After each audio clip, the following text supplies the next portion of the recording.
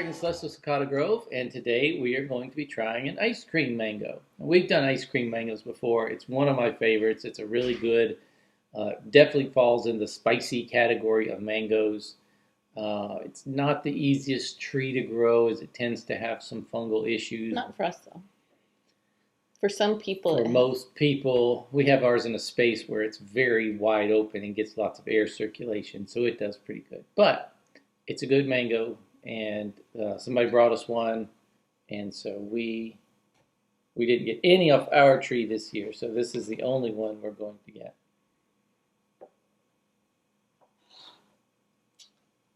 So, and it's a small one, so we're going to have they do get bigger than this. Yes, they get. But they're never huge. No, they're still, it's always a small mango. These are extra small, but. All right. You can smell it. Mm-hmm. It's real It's resinous. really good. Something good mango.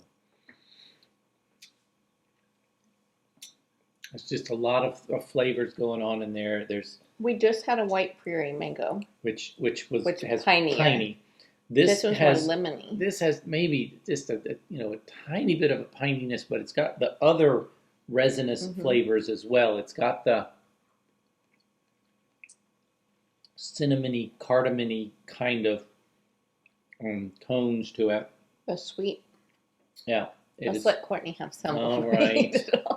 I see her standing over there, and I was thinking maybe nobody would notice if we ate the whole thing. Let's see here.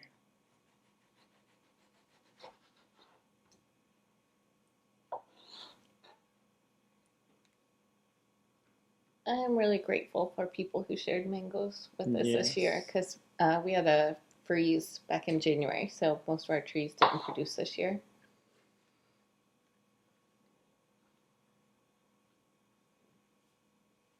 So we've been surviving off of glands, because that was our big producer this year. And they were good. They were good, but not as good. But I wouldn't make a mango salsa with this. You'd be wasting it. These have to be savored because they're so good. Making like a sorbet with this would be incredible. Yes, it'd probably be really good freeze-dried too, but I wouldn't. Next year. Maybe. We can hope. It's very candy-like sweet, but resinous, spicy. Lots of good flavors. I'm going to chew on the seed of this till there's nothing left. Do you want another piece? Did you like it, Courtney, or no? Okay. It's just okay, you don't get another piece.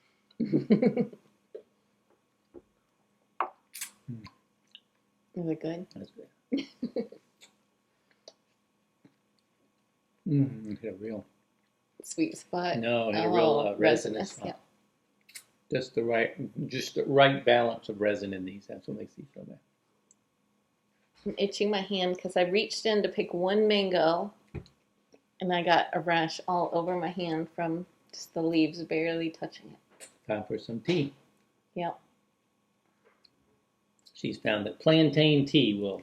Plantain tea helps, like, with my mouth, like the reaction I have with that. But I made a poultice with the plantain leaves, not like the banana plantain, but the herb plantain that grows on the ground. Because we saw it on the show Alone, that they did that. Oh, did they? Yeah, that's where I learned that from. And so I put that on, and the places where I put it don't itch anymore, and they're getting better. The people on Alone up in Nova Scotia, they have a lot of mango issues that they have to deal with. No, but she got, I think, in a poison ivy or something stung her or whatever, and it works. So I'll be growing some more of that. Very good. Yeah. It has worked very well for her, so can't complain. I think Crafton Cliff was the one who first told me. Yes, I actually remember him about saying the plantain tea, and he gave me the first seeds. So thank you very much. Still growing it. All right. Well, thank you very much for joining us today, and we like ice cream mango. Yep, this one again. I don't know if I said it came from Tony and Davy. So thank y'all for giving us the mangoes this year. Several excellent mangoes. Gave us a basket full of flavor. That was awesome. Thank you guys very much. All right, well, that's it for today, and we'll see you next time. Bye. Pick the mango from the tree, and the mango down to me. Put the mango in a sack, put the sack up on my back.